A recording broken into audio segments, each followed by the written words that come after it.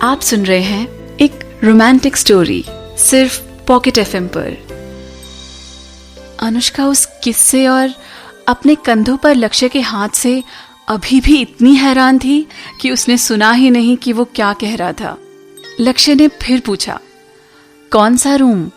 वो अब उसके किसी लवर की तरह धीमी आवाज में नहीं बड़बड़ा रहा था। उसने ये बात अपनी नॉर्मल आवाज में पूछी थी, जो कि काफी शांत थी।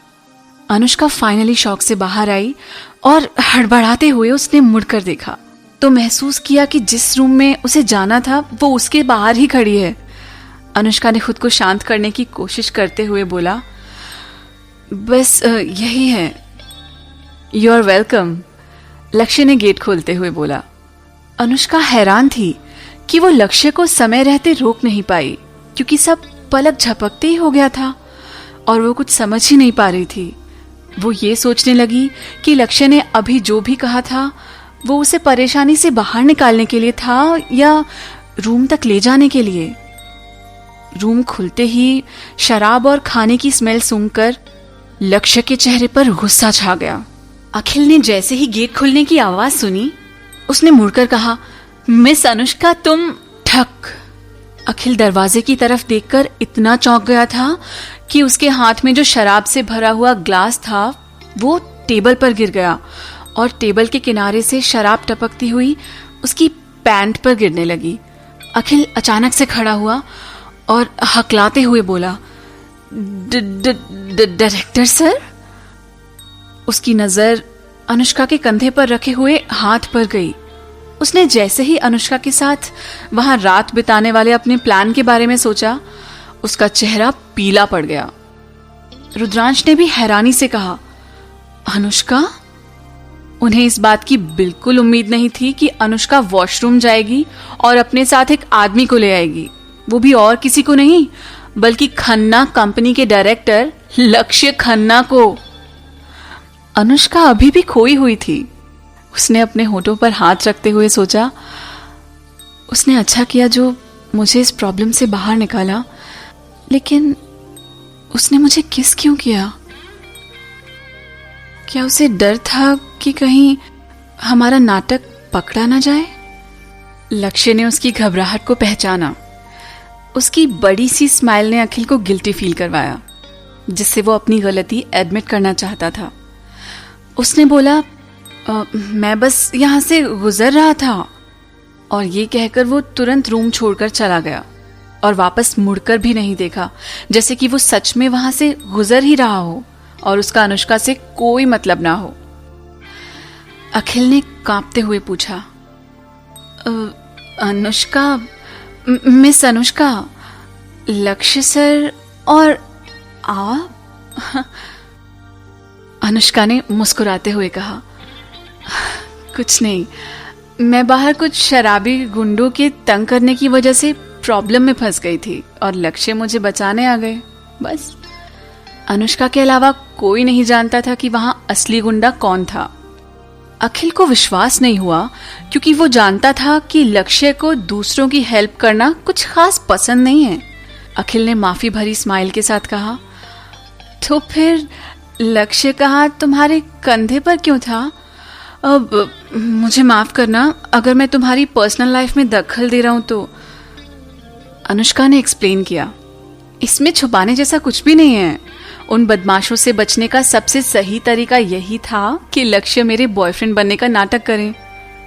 अखिल अनुष्का से पूछना चाहता था कि ये हाई क्लास होटल में बदमाश कहां से आ गए, लेकिन अनुष्का की सिंसियर स्माइल देखकर उसने अपना ये सवाल बस खुद तक ही रखा। उस इंसिडेंट के बाद अखिल ने अनुष्का को शराब पिलाने का इरादा छोड़ दिया, क्योंकि वो उससे होने वाले मुमकिन अंजाम से डर गया था। इसलिए उसने अनुष्का से बात करने का लहजा और उसके प्रति अपना बिहेवियर भी सही किया। सिर्फ बिजनेस रिलेटेड बातें करते हुए उसने अनुष्का के पहले के आर्किटेक्चुरल डिजाइन का पोर्टफोलियो एक्सेप्ट किया। डिनर के बाद अनुष्का ने कहा, रुद्रांश, अखिल सर को घर छोड़ाओ। अखिल ने नशे में कहा, तुम चिंता मत करो, मैं चला जाऊंगा। रुद्रांश ने सहारा देते हुए हाथ बढ़ाया और कहा, मुझे खुशी होगी अगर मैं आपको घर छोड़कर आऊंगा तो। इसके बाद उसने अनुष्का से कहा, अनुष्का, तुम्हें अकेले घर जाने में कोई परेशानी तो नहीं होगी ना? अनुष्का ने सिर हिलाते हुए कहा, नहीं नहीं, कोई परेशानी नहीं होगी, मैं चली जाऊंगी। रुद्रांश और अखिल के जाने के बाद अनुष्का ने राहत की सांस ली और रेस्टोरेंट से बाहर आई। वहां रेस्टोरेंट के बाहर एक ब्लैक होंडा सिटी खड़ी थी। एक आदमी उस कार का सहारा लेकर खड़ा हुआ था और उसने अनुष्का को देखकर आवाज दी, अनुष्का, अनुष्का। अनुष्का जब उस आवाज की तरफ घूमी तो हाई हील्स की वजह से लड़खड़ा गई। उसने खुद को संभालते हुए पूछा, रणवीर, तुम यहां क्या कर रहे हो? रणवीर ने जवाब दिया, इस समय कैब मिलना मुश्किल है, इसलिए मैं तुम्हें लेने आया हूं। रणवीर ने स्माइल के साथ अनुष्का की आंखों में देखा। उसकी स्माइल बहुत ही रिफ्रेशिंग और डिसेंट थी। अनुष्का ने कहा, मुझे अभी तक ये बताया नहीं गया है, लेकिन अखिल ने अपने सुपरवाइजर से मेरी सिफारिश लगाई है। रणवीर ने अनुष्का के लिए कार का दरवाजा खोलते हुए कहा, चलो अंदर बैठ जाओ। उनके ठीक पीछे एक रेंज रोवर खड़ी थी। लक्ष्य अपनी कार का गेट खोलने ही वाला था, लेकिन जब उसने अनुष्का को रणवीर की कार में जाते हुए देखा तो उसने अपना हाथ पीछे कर लिया और नहीं खोला। वो मुस्कुराया और सोचने लगा कि किसने सोचा था कि एक बार फिर मेरे होते हुए मैं किसी और को उसे ले जाने दूंगा। जैसे ही रणवीर की कार गई, लक्ष्य ने उनका पीछा किया। रेस्टोरेंट की एंट्रेंस पर खड़ी अनिका वहां जो कुछ भी हुआ वो देखकर ताना मारती हुई बोली, अनुष्का सच में बहुत ही चालाक है। थोड़ी देर पहले वो लक्ष्य के साथ फ्लर्ट कर रही थी और अब किसी और के साथ कार में बैठ के चली गई। अनन्या बिना एक भी शब्द बोले कार को दूर जाते हुए देख रही थी।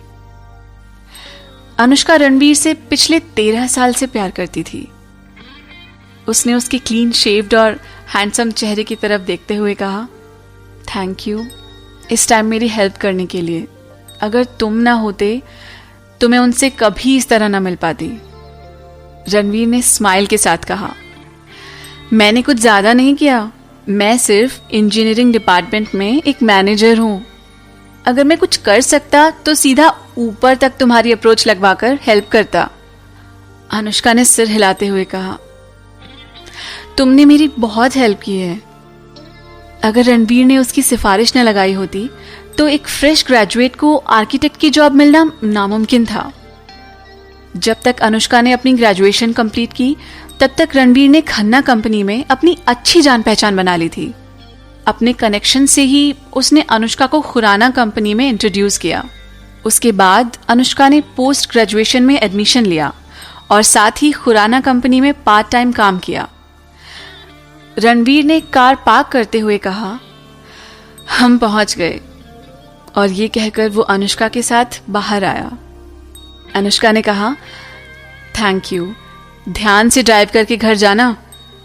ठंड में हवा से न सिर्फ अनुष्का के बाल खराब हुए थे, बल्कि साथ में उसकी आवाज भी कांपने लगी थी। रणवीर ने बहुत प्यार से बोला, जैसे कि वो उसे कोई मैसेज देना चाहता हो, अनुष्का, मैं तुम्हें बताना चाहता हूं कि तुम्हें मुझे कभी किसी भी चीज के लिए थैंक्स बोलने की जरूरत नहीं है। अनुष्का उसकी बात सुनकर शर्माई और शर्माकर उसने सिर नीचे कर लिया। रणवीर ने कहा, बाहर ठंड है, तुम अंदर जाओ, मैं जब तुम्हारे घर की लाइट्स ऑन होते हुए देख लूंगा तो चला जाऊंगा। अनुष्का ने सिर हिलाया। थोड़ा सा चलकर सीढ़ी पर चढ़ने से पहले उसने वापस पलटकर रणवीर की ओर देखा और फिर मुड़कर ऊपर चली गई। लक्ष्य अपनी कार में से सब देख रहा था और उसने अपनी कार का शीशा नीचे किया और सिगरेट जलाई।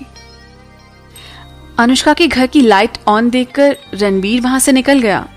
लक्ष्य ने अपनी दोनों उंगलियों के बीच सिगरेट पकड़कर उसे अपने होठों के बीच लगाया, लेकिन जैसे ही वो उसके होठों से टच हुई, उसने उसी वक्त उसे अपने मुंह से हटा दिया। उसने कार का दरवाजा खोला और बिना फूके ही सिगरेट नीचे जमीन पर फेंककर अपने पैर से मसल दी। अनुष्का के होठों की मीठी सी खुशबू अभी तक लक्ष्य के होठों के बीच ठहरी हुई थी। और वो सिगरेट से उसे खराब नहीं करना चाहता था। उसे उसी समय अनुष्का के बारे में उल्टे सीधे ख्याल आ रहे थे। ये बहुत शर्मनाक बात थी कि अनुष्का को बस चूम लेने भर से ही उसके अंदर की वासना जाग गई थी। उसने अपने फोन से नंबर डायल किया। लक्ष्य ने अपनी दमदार आवाज में कहा, तरुण, मैं बोल रहा हूं। अब से होटल डेवलपमेंट का काम मैं देखूंगा। अपनी बात बोलकर लक्ष्य ने फोन काट दिया और दूसरी तरफ तरुण अभी तक कंफ्यूज था कि लक्ष्य ने उसे फोन क्यों किया था। अनुष्का अपने घर पहुंच गई थी और उसने अपने छोटे से रूम की लाइट जलाई। गुड़गांव में प्रॉपर्टी के प्राइसेस बहुत ज्यादा थे, इसलिए उसके उस छोटे से रूम का रेंट भी उसके बजट से थोड़ा ज्यादा था। अनुष्का ने अपने हाई हील्स के जूते उतारे और अपने बेड पर लेट गई। उसने एक लंबी आह भरी और अपनी आंखें मलकर उन्हें बंद कर लिया। आज का दिन बहुत लंबा था। उसने आज बहुत काम किया था, इसलिए उसे इतनी थकान महसूस हुई कि वो अब बिल्कुल उठना नहीं चाहती थी। उसी वक्त उसका फोन बजा। अनुष्का ने लंबी सांस ली और देखा कि अनन्या का कॉल था। उसने कॉल पिक करते हुए कहा, अनन्या। अनन्या ने फोन पे दूसरी साइड से कहा, अनुष्का, तुम घर पहुंच गई? अनुष्का ने स्माइल के साथ कहा, हाँ, बस अभी पहुंची। अनन्या ने गुस्से में कहा, मैंने उम्मीद नहीं की थी कि अनिका और ऋषिका रेस्टोरेंट में ऐसे बिहेव करेंगे। अगर मुझे पता होता तो मैं तुम्हें नहीं बुलाती। वो ऐसे ही हैं। आई होप तुमने उनकी बातें दिल पर नहीं ली होंगी। मैं आगे से कभी उनसे नहीं मिलूंगी।